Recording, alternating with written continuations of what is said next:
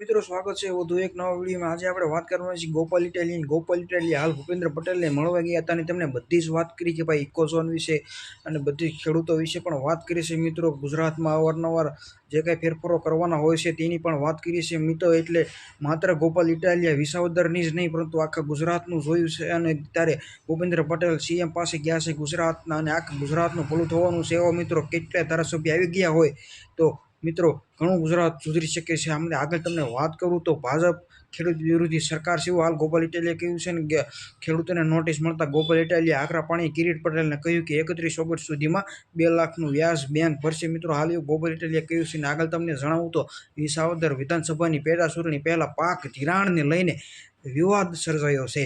આમ આદમી પાર્ટીના નેતા ગોપાલ ઇટાલિયા જિલ્લા સેવા સહકારી મંડળીના ચેરમેન અને ભાજપના ઉમેદવાર કિરીટ પટેલ પર આક્ષેપ કર્યો છે મિત્રો અને ભૂપેન્દ્ર પટેલને બધું જ જણાવી દીધું છે અને ઘણો બધો ફેરફાર હવે ગુજરાતમાં પણ થવાનો છે ગોપાલ ઇટાલિયા ધારાસભ્ય બન્યા બાદ। મિત્રો તો તમે જોઈ શકો છો કે ગોપાલ ઇટાલિયા છે તેમાં કેટલી શક્તિ છે, તાકાત છે, હિંમત છે, સાહસ છે।